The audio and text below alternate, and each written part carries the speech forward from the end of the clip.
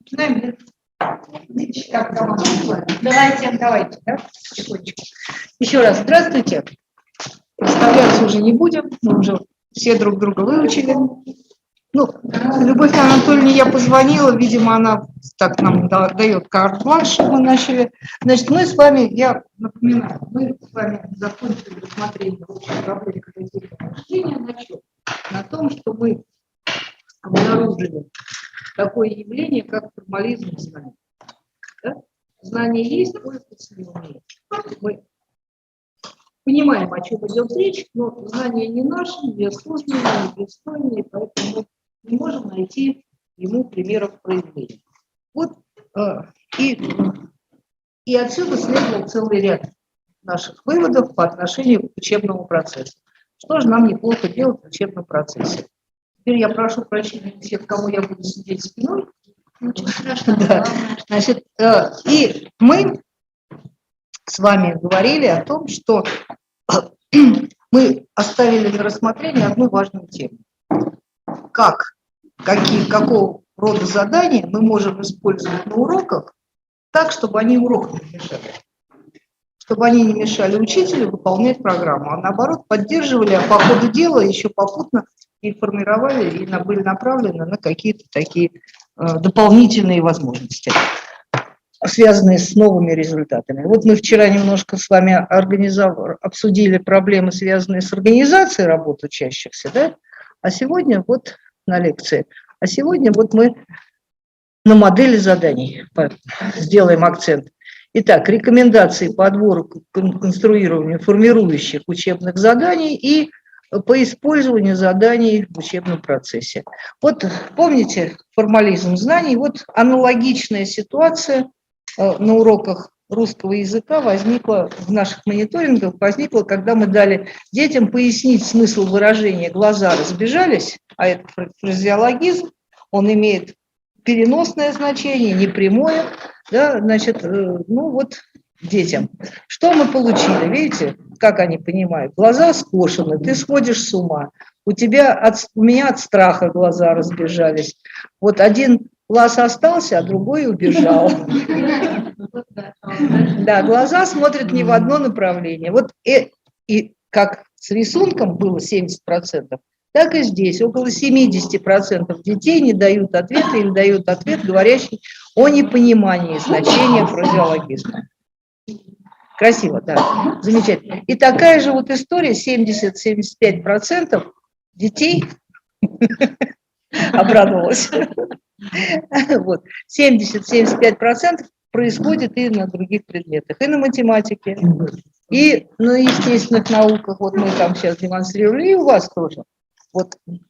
Значит, и вот мы говорили с вами о том, что нам бы неплохо было бы учесть это и стремиться к тому, чтобы ученики осознавали и присваивали знания, понимали смысл изучаемого, на этой основе осознавали, что они изучают, и это является основой для присвоения знаний, для субъективации знаний. Важно при этом формировать навык переноса, а это значит, мы параллельно используем материалы из разных областей в том числе.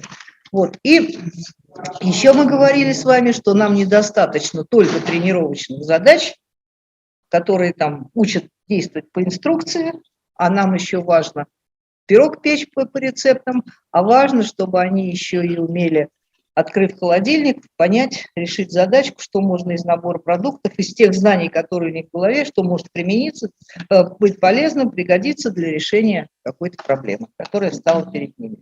Вот. Значит, вот этот вывод тяжело поддерживается традиционной практикой, практически нет учебных заданий.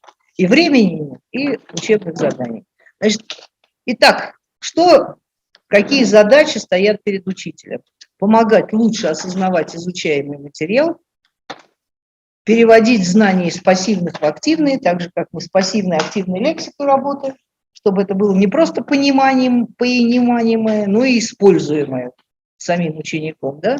Способствовать интеграции и переносу знаний, алгоритмов, и, конечно, формировать читательскую грамотность, потому что половина проблем по всем предметам, ну, не половина, скажем так, 15-20% связаны именно с этой проблемой. А средств у нас с вами 2, фактически. Объяснением тут ничего не сделаешь. У нас средств 2. Организовать практику детей, то есть организовать учебные ситуации, их деятельность вокруг какой-то проблемы, о чем мы вчера с вами подробно говорили на лекции, групповая работа, там, проектная деятельность и так далее. Вот, и давать им учебные задания особого типа, которые бы способствовали вот этим вот вещам. Вот учебными заданиями мы сейчас и прицельно займемся. Итак, что это за учебные задания? Наверное, нам нужно выделить несколько видов этих самых заданий. Ну, во-первых, мы должны давать задания, которые бы помогали осознавать, что мы изучаем. То есть на прояснение смыслов.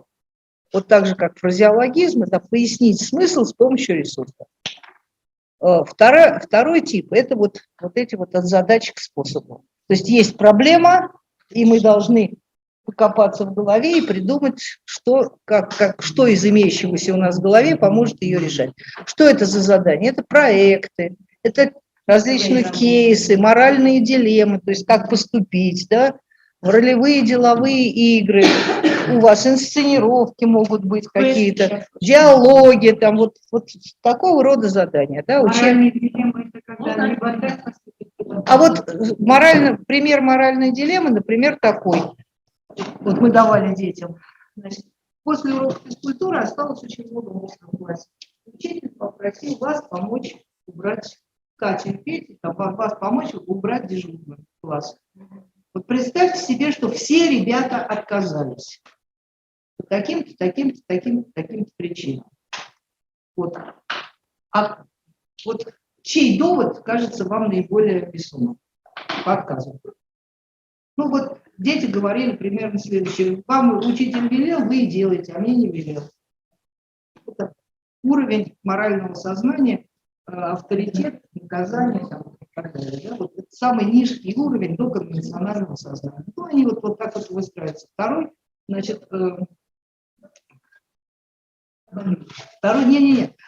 сейчас я попробую вспомнить, сейчас не помню уже. Значит, ты мне, я тебе, инструментальная такая мораль. Вот ты мне не помогал, я тебе тоже не помогу. Да? Третий, значит, уровень уже вышли из доконвенционального, перешли к конвенциональному. Первый уровень – это межличностные отношения.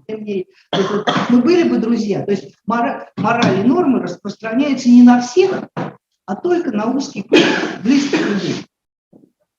Вот этот уровень, да? Значит, ты мне друг, вот мы с тобой дружили, если бы мы с тобой дружили, когда мы с тобой дружили, я бы тебе помог. А вот сейчас мы с тобой не дружим, я тебе помогать не буду. Примерно так, да? Значит, следующий уровень – это осознание как должного, это такая формальная норма, вот как социальная норма. Вот, да, надо помогать. И четвертое, значит, это уже самый высокий постконвенциональный уровень морального сознания. Это когда мы говорим о том, что мы в системе своих ценностей учитываем вот эту необходимость. Вот есть, то есть и учитываем различные другие особенности, другие свои обязательства. Вот я бы тебе помог, но я сегодня должен бежать, потому что меня ждет мама или там еще что-нибудь. Я обещал еще. Я отказался по этим причинам. И точно так же вторая ситуация, второе задание. Представь себе, что все согласились помочь. Да? Ну и тоже вот по всем этим уровням морального сознания вот такие же. Да. Почему согласились? Какой довод ближе тебе?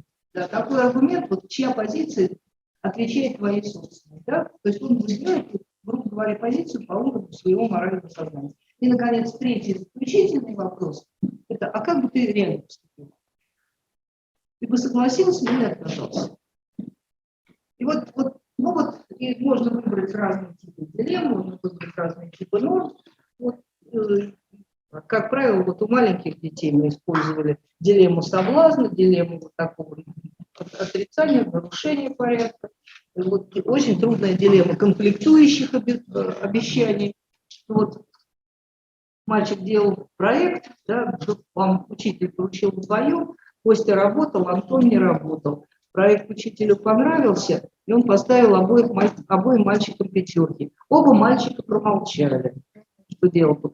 Правильно ли поступил тот, правильно ли поступил этот, опять по системе доводов, и как же поступил ты. И вот это вот в такой ситуации следования норме выбирают очень мало людей. То есть вот если те выбирают на уровне 80-85 норму, да, это не значит, что они так поступят. Но это значит, что они знают, как норма выглядит. Вот. Они с ней знакомы. А вот в ситуации конфликтующих ожиданий, то есть там что, нельзя, надо говорить правду с одной стороны, а с другой стороны идет вот дилемма, значит, что, ну как же подвести товарища. Нельзя ябедничать, да? И вот что выбрать, как поступить, очень, вот эта ситуация сложная для детей. Вот, ну вот такого рода проблемы можно, так сказать, и в связи с языком разыгрывать, и, ну, так вот. Ну, могут быть такие истории, когда вы можете такие... Ну, и инсценировки в вашем случае могут быть, составление диалогов, там еще какие-то вещи. Ну, и тоже учебные исследования, безусловно. Третий тип заданий – это PISA-подобные задания. Ну, самим нам их разрабатывать трудно, но зато они, слава богу, представлены в достаточном количестве в различных изданиях, на сайтах и так далее. Еще одна область – это та, которая способствует, ну, общему развитию учащихся, развитию вот тех самых мышлений и тех операций, которые, ну, позволяют принимать решения. Вот и на интеграцию, перенос знаний, и на освоение способов действий. Здесь вот надо нам посмотреть и на области применения, и обеспечить системный взгляд на проблему, и на использование базовых логических действий. Ну вот эта система начинает разрабатываться, системы пока нет, просто отдельные подходы. Точно так же, как и пошаговые задания вот по каждой грамотности. Ну вот мы с вами, обсуждая креативное мышление, мы говорили, что вот есть проблема, вот у вас тоже там умение по ключевым словам находим, по синонимическим заменам нет, да? Значит, не умеем информацию найти. А у нас есть проблема, мы не понимаем, что такое разное, да? Значит, вот, чтобы они хорошо решали проблему, нам и этот надо аспект сначала отрабатывать, а то потому что проблема заключается в том, что дети не понимают, слива плюс слива и яблоко плюс яблоко – это одно и то же, или это разные задачи? Ну, вообще, с одной стороны, чисто формально, слива – это одно, яблоко – это другое, а если смотреть по групповым признакам, по классификации, они, конечно, относятся к одной группе, это схожие понятия. Да? Вот. Значит, ну вот такого рода задания тоже разрабатываются. Ну, давайте посмотрим. Демонстрация понимания смысла. Какого формулировки в заданиях можно использовать? Приведи примеры, вырази там с помощью рисунка, например, поясни там термин утверждения с помощью рисунка, изобрази. Очень хорошо работать на неоднозначные, многозначные слова. Вот круг, да? Круг может быть и круг общения, и круги кровообращения, и геометрическая фигура, и круг первый, и работаем по кругу, вот как организационная схема. Да, вот во многих контекстах мы можем, много ассоциаций могут возникнуть с этим словом. Да, вот много, чем больше ты нарисуй, вот, тем будет вот, с точки зрения креативного. Ну, и я думаю, что когда вы лексику разбираете, многозначные слова, вам тоже уместно будет вот такого рода задание. Вот. Фразеологизмы, там, выражения различные, не обязательно математические, но еще какие-то там, может быть. Ну, вот, например, газетная утка. Ага. Вот нарисуй там, пойми. Ну, это я вот как. Что это означает, да? Или там класс, да, класс. Рабочий класс, класс сюжетов, восторг, там, учебный класс и так далее. Ну вот такого рода заданий можно предлагать детям. Ну там, где это, конечно, уместно. Вы какую-то тему изучаете, а вот в любом случае очень удобно и интересно вот такое задание. И вот его можно использовать практически на любом уроке. И как обучающий, и как для формирующей оценки. То есть вот учитель заполняет фиолетовое поле, да? Он туда записывает, например, главную идею урока, основной термин изучаемый, основное понятие, основной там тезис, ну, понятно, вот то, ради чего проводился урок. И дальше просят детей рядышком нарисовать, как он себе это понятие представляет, ниже дать вербальное выражение, определение, а рядышком, самое главное, и самое диагностичное, написать, какие ассоциации у него возникают. И вот по этим ассоциациям все будет диагностично, но 90% детей правильно напишут определение. Но это не значит, что они все поняли. Вот ведь проблема, да? Значит, поэтому вот по ассоциациям вы сразу догадаетесь, какие аспекты выпали из поля внимания, где искажено представление и так далее, и так далее. Вот это вот очень удобный пример, который, ну, естественно, на каждом уроке его нет смысла использовать, но там, где нужно, вот там, где это возможно, нужно, позволяет, вот я очень рекомендую пользоваться такого рода заданиями. Это не требует никакой специальной подготовки, и там, вот, дети привыкнут, и они уже начнут делать это автоматически, то есть вот как только дадите. Или вот, например, на ситуации мобилизации, актуализации интереса, да, детей, ну вот мы начинаем изучать грамматику. Прежде чем приступить к делу, я, значит, детей включаю, делаю такую стимульную ситуацию, мобилизующую, инициирующую детское действие.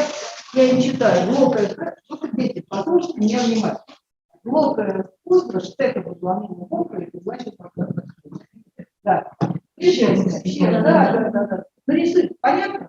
Нет. А нарисуйте мне, пожалуйста. И как выясняется, а потом вы содержите, слушайте, вот еще ни одного слова не понятно, а все нарисовали одно и то же. А что же нам помогло понять смысл этой фразы? Оказывается, грамматика. Вот грамматику мы сейчас и будем изучать. Ну, я утрирую, но понятно, да? Смысл понятен. И там можно вокруг много чего, бакренок, там лисенок, можно даже спросить, а бакренок это, так сказать, дикое животное или домашнее животное. Да? Нет, детеныш или взрослое животное. Детеныш понятно, это по суффиксам. А вот дикое или домашнее, вот это тут уже лексику включите. Как домашнее животное называется? Курица? Цыпленок. Корова? Какой у нее детеныш? Теленок, по-другому, да? Собака? Щенок. А если волк? Волчонок. А если лис? Лисенок. А если гусь? Бакренок это, скорее всего, дикое или домашнее? Дикое. Дикое. Ну, вот, понимаете, скорее всего, это дикое животное. Вот играть в такие игры вполне можно. Вот. Ну, и вы наверняка придумаете миллион еще других своих историй. Ну, конечно, да. Ну, конечно, да. Ну, у нас же, уважаемые коллеги, значит, у нас нет задачи защитить диссертацию на своих оригинальных заданиях. У нас есть задача выучить детей. Поэтому мы пользуемся любым подходящим материалом. У нас нет задачи вот, приоритеты свои отстоять и самости. У нас смысл нашей деятельности в том, что мы умело и активно используем то, что вообще здесь есть. То, что мы можем вспомнить, то, что мы... И чем больше нам приходит в голову, тем лучше, если это работает на нашу задачу. Ну вот, значит, мы говорили с вами от задачи к способу. Ну вот проекты, да? Ну, проектов у нас полно, всяких разных. Вот я вам еще один ресурс рекомендую. Значит, Global Lab, он вообще построен на проектах. Но у них есть такой вот раздел, как Global Lab для урока. Проект для урока. Не только те, которые делаются во внеурочное время, но и вот такие вот интересные. Посмотрите, может быть, вам покажется что-то интересное и пригодное. Исследования.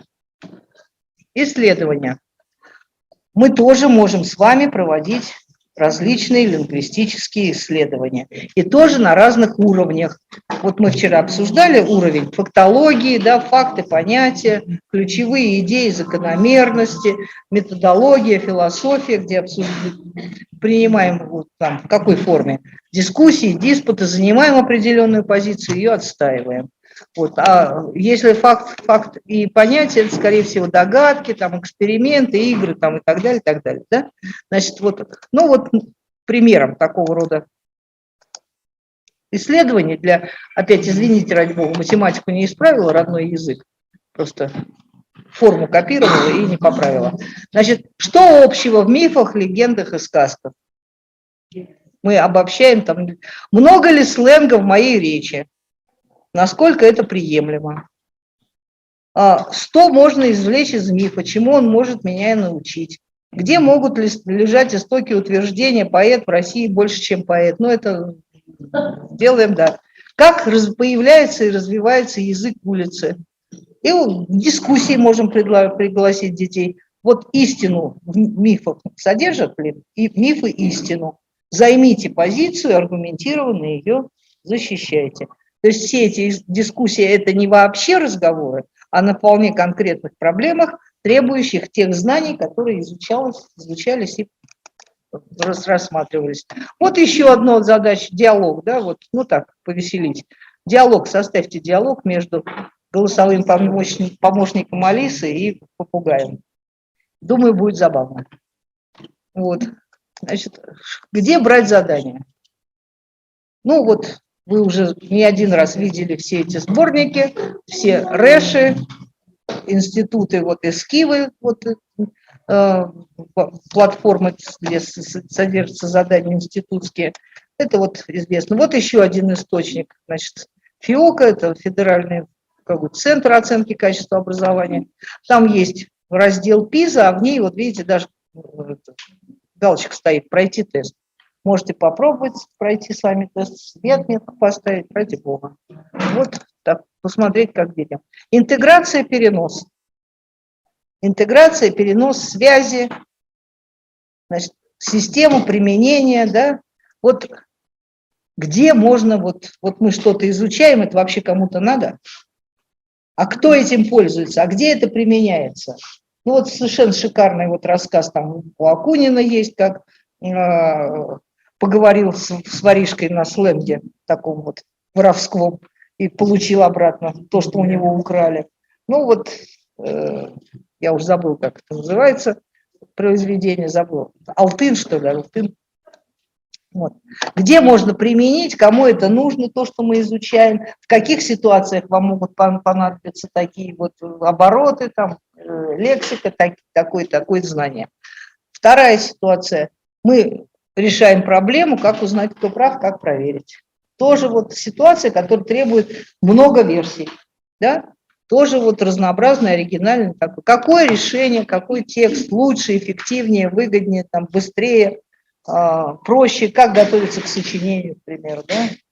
Как быстрее, лучше, проще, какой там делаем там себе план, какие там выписываем слова, какие там, как с лексикой работаем и так далее. Значит, вот все операции использования, значит, использование операции синтеза, операции с анализом, то есть понимание целого через членение его на части, да, изучение законов отдельных частей, у нас полно. У нас весь учебный процесс на этом построен. А вот понимание целого через объединение частей, через связи, да, вот таких у нас заданий мало, а они тоже имеют, не просто имеют право быть, а необходимы, они как раз способствуют переносу. Вот какие могут быть регулировки? Свяжи объекты по смыслу, выложи там состав, там фразы, текст, узор, там фразу, там еще что-то, смоделируй ситуацию.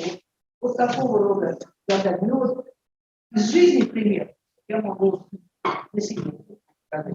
Когда мы сдавали экзамен в школе, но, значит, 14 физика у нас была консультация. Нам первый раз в жизни показали модель Броуновского движения. Помнишь, да? Какая трещоточка, вот там шайбочка, и вот, значит, шайба попадает, а она трещит, как шарман. Мы все были в восторге, и я насквозь сказала, что такой мне билет не достался, я в Москве. Ну, мне оказалось легко обещание, потому что не достался электрический ток. Электрический ток – это направленное движение, а отличие от хаотического движения на части. Вот посмотрите, отличие вот от этого хаотического движения. Да. Вот. Значит, ну вот искать связи между разными объектами, можно там разными явлениями, даже вот происхождение может быть слов, между разными словами, родственными, формами. Ну, вы сами сообразите, где он интереснее и лучше искать связи.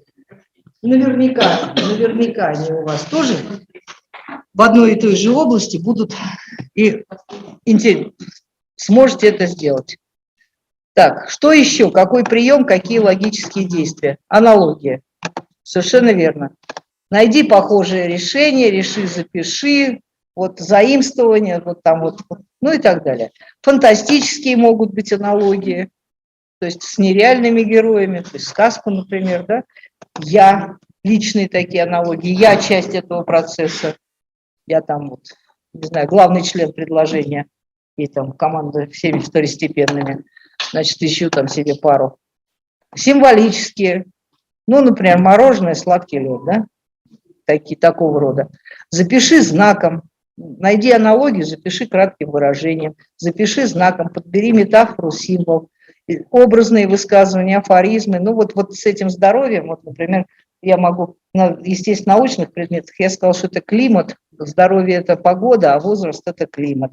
У вас могу сказать, что здоровье – это главный герой, а возраст – эпизодический персонаж, который меняется. Ну, вот, понимаете, да, там функции и, так сказать, переменная. Ну, поиграйте. Это на глубину я не претендую, я показываю модель. Да? Смысла особого не смысла. Так, группировка, сортировка. Ну, вот, например, то, что мы, помните, говорили, что устанавливать связи между событиями, явлениями и всем прочим. Вот группировка, сортировка, классификация – очень полезное явление. Такое. Вот мы предложили детям там выставку. Помоги организовать выставку. Как бы вы назвали стол с таким, вот на выставку принесли такие книжки, как бы вы назвали стенд с такими книгами, предложите для этого стенда креативное название и разделите там по экспонатам. Как можно сгруппировать на стенде, представить по жанрам, по авторам, по алфавиту, как угодно, да? По годам там. Вот. Значит, вот другие полезные задания. Любые задания, в которых тренируется воображение при описании свойств изучаемого объекта. Ну, например, можем попросить детей сочинить сказку о причастных оборотах. Они прекрасно это делают. Или вот, например, показать фильм. Вот я хотела вам продемонстрировать. Вот. Мы не видим. А вы не видите. Понял? На Понял вы? Да. Так, демонстрация экрана. Сейчас выберем, где там у нас родной язык. Совместно. Подожди, сейчас. Ну, давай совместно. Пусть вот здесь. Так, все равно не... Остановить сначала. Теперь, а почему она... Ну, ладно, тогда я закончу презентацию, потом вам его покажу. Хорошо? А я не могу это сделать. Да, давайте. Выйти надо из этой... Да я... Демонстрацию экрана. Давайте не будем, а то сейчас мы запись остановим, еще что-нибудь такое. Я это сделаю. Сейчас покажем. Так, давайте дальше пройдем. Вот. Скажи по-другому. Фильм покажу. Фильм покажу. 3 минуты мы посвятим. Мы запомнили. Фильм «Биг Покрушев». Да? Да. Выявление разных точек зрения, например, разных позиций ролей, интересов. Задание на преобразование. Перефраз. Для вас это вообще вот самая такая логичная история. Скажи по-другому. Ну, с разных точек зрения. Понятно. С разных точек зрения. Я опровергаю, я критик, я там эксперт, я там это, я там то. Вот я экономист, я ваше предложение зарублю. Я литературный критик, я там читатель, я там из этой группы подростки, дети, там, ну, родители. Ну, в общем, вот, да. Задания на преобразование. Вот всегда будут уместны и очень хорошо будут работать. Скажи по-другому. Перефразируй предложение. Да. Все задания на разрушение стереотипов. привычных утверждений, да, вот, ну, типа, значит, прямые параллельные не пересекаются, параллельные прямые не пересекаются. Но они не пересекаются в геометрии Евклида, а в других геометриях. Вот, пожалуйста. Всегда, ну вот, истин таких. То есть вот все время мы расшатываем рамки, расшатываем сознание, вот этим работаем. И, наконец, опорные конспекты, инфографики там, и так далее. Очень полезно. Очень карты, да, ментальные, как угодно. Вот очень полезно, вот когда вы предлагаете такого рода задания, предложить для работы в парах, а потом поменяться друг с другом своими схемами. Когда мы предлагали то же самое про задачи, дети всегда говорили, как трудно решать чужую задачу. Но когда они, ну, потому что они половину условий не пишут, они же в уме имеют в виду. И здесь то же самое. Вот и когда они будут лучше понимать, что от них требуется. И лучше будет потом понимать, и как писать, и прочие условия. Где уместно использовать задания по креативному мышлению в учебном процессе? Да, в общем-то, везде. Они везде могут лечь. И во внеурочной деятельности, в всяких кружках, викторинах, днях науки, днях праздниках, там, литературных и так далее, и так далее. Во всех классных мероприятиях, на всех этих курсах, даже на летних курсах, можно там какие-то такие. Вот мы сделали очень такой серьезный внутришкольный мониторинг, по всем областям делали, и мы по креативности тоже сделали. Он тоже будет в свободном доступе на Рэше лежать, начиная там с сентября-октября, не помню, ну, как загрузят. Вот, по 2 задания для каждого класса, по 2 варианта для каждого класса. Внутри там такая целостная композиция, по 10 отдельных заданий, проверяющих, охватывающих все области и все. На классных часах можно. Вот все эти кейсы, как поступить, вот это для них. Ну и, естественно, на уроке. И для вовлечения в учебную деятельность, вот типа вот этой самой Блок и Куздры, да, и при изучении нового, и при осмыслении и закреплении вот на это самое, для организации поисковой активности, ну и для даже разминки могут быть использованы. Вот все. А вот теперь вот, значит, был вопрос, да, можно ли совмещать, можно ли одним заданием оценить все? Одним заданием как нельзя, а вот одним текстом можно. Использовать один и тот же текст для оценки разных аспектов можно. Вот посмотрите, значит, здесь, как вы думаете, что вот дам текст, тут там это самое. И вот, пожалуйста, вот первый вопрос – это читательская грамотность, потому что это поиск прямой информации в тексте, обобщение, вывод из нее. Да? Ответ на этот вопрос они ищут именно по тексту, вот, который надо совершить до действия. Там об этом просто все написано. Значит, нарисуйте листовку, в которой рассказывается о том, что нужно делать в случае поломки ртутного градусника. Это тоже и читательская грамотность, потому что там написано в тексте, и может быть, естественно, научно, если там что-то добавить, и можно это оценивать отдельно, а придумайте а может быть, креативность, потому что если мы там будем оценивать оригинально, то есть 3 отметки можно поставить за это задание. Придумайте четверостишье, ну, это уж прямая креативность, никуда не денешься. Вот. Или вот, например, такой вот текст «Британь», улитки, значит, большое описание, что такое Британь, очень художественное описание. Вдруг было замечено, что фасады домов стали понемногу разрушаться, а ведь старинные дома, значит, предмет любви и гордости, выяснил, что это улитки. Они долезают до 4, то есть до 4 метров в высоту и обгрызают краску. Вот.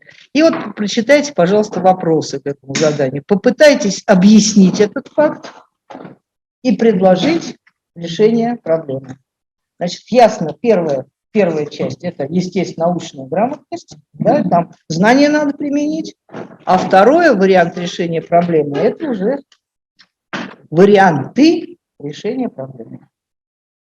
Явный намек на то, что вот альтернативные какие-то вещи, явный намек. А уж про читательскую грамотность, я думаю, поставить сколько вопросов, даже без десяток.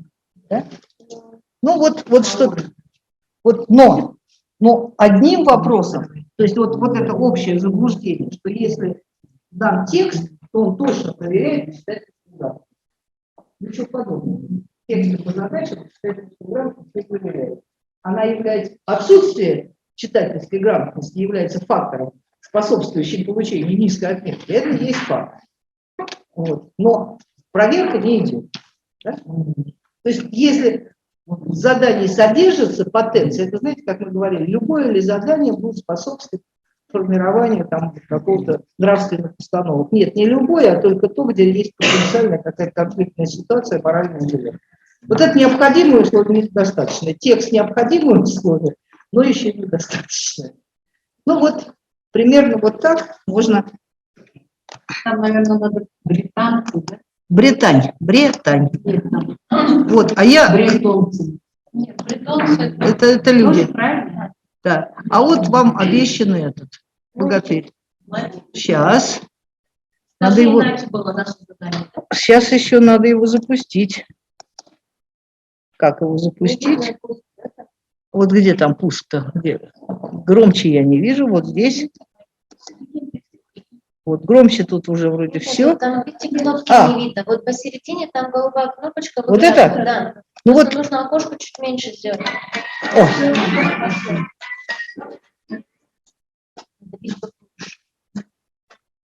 Это вот 7 класс выполнял задание учителя.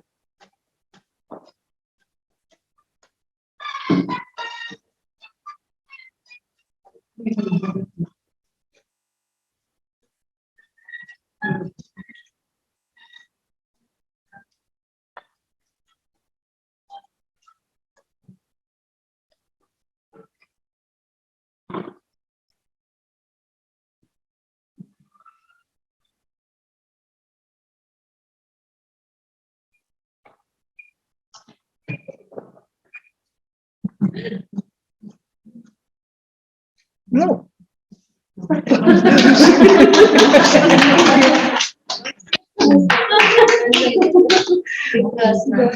простенькое. Сбросите его. Ну, оно здесь на рабочем столе есть. Ну вот, собственно, все. Мы сегодня должны записать ежедневную работу. А так, я надеюсь, что я вас убедила, что креативное мышление это не берем учебного процесса, а может быть вполне используется направленно. И одно может поддерживать другое. Развитие креативного мышления будет способствовать академическим результатам и наоборот. Спасибо. Спасибо.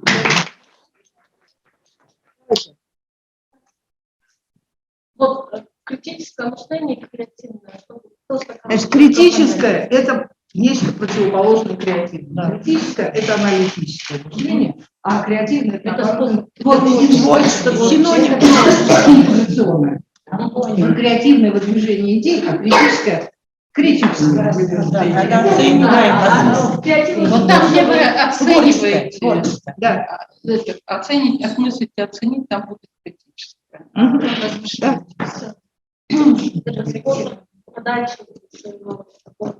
Ну да. Выдвижение идей, выбор, отбор наиболее перспективных идей по признаку креативности, да, и доведение этих идей до ума. И обязательно разнообразие.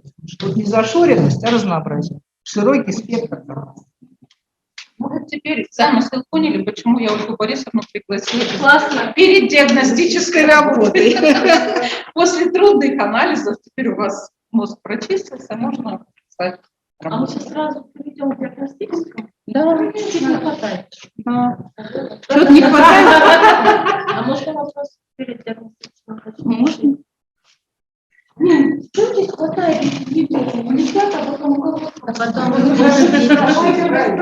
Коллеги-то спрашиваете, конечно. Вот я просто не знакома, да, как составляется ЕГЭ, не видела. Но там тоже есть время работы с текстом, да, и вот у нас тоже есть. Это ВРТ. Вот читательская грамота. Вот для себя выяснить. Понимание, да, если сказать, читательская грамотность. Вот оно, а чтение понимания внутри, как понять. Так можно? Конечно. Да.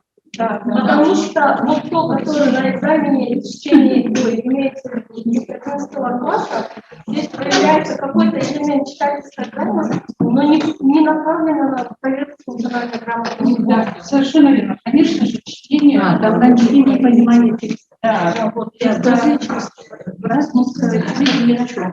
Там, я вам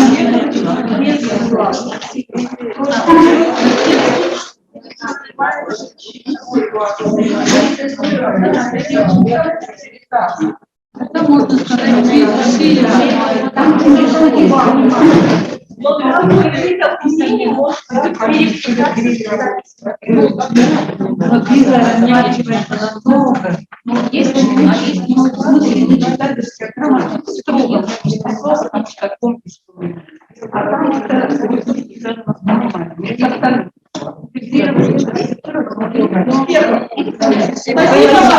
иногда воспроизведение просто скажем. Я не умею, я спрашиваю.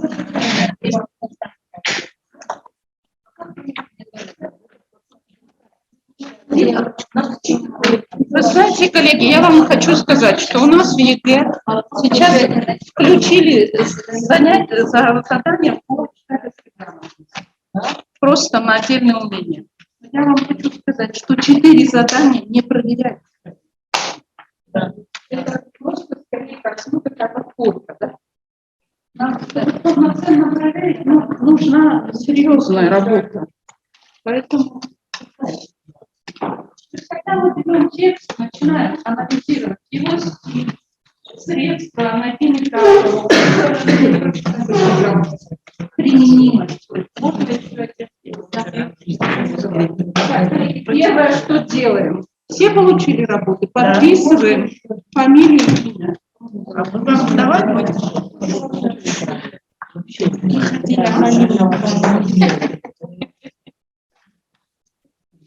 это вы вам будете давать, да? Это вы мне скажете. Вообще-то вы хотели анонимно делать. Да? Нет, это работа не анонимная, это работа как зачетная. Поэтому фамилия, имена и делаем работу. Если кому-то потом потом что дать? Ну, если работу хотите взять, вот я вам чисто дам. Там галочку надо ставить. Или плюс. Да что угодно, любой знак. Ну, как на экзамене спрашивать можем, да? Или в магнезии, что мы спросим. Какая хитрая, да? Ну, вас бы спрашивать, может быть, или в магните. Ну, сначала попробуем. Чтобы сразу расписывать. Ничего трудного там нет, мы все с вами это разбираем. Там в конце есть задание, которое вот на перенос.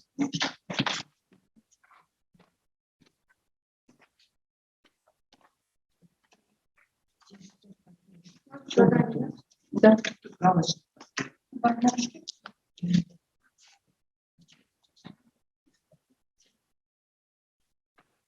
Где квадратики ставьте галочку или плюсик, как вам нравится. Главное, отметьте, чтобы... Это вот тут, да?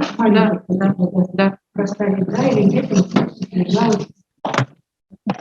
Так, где окошечки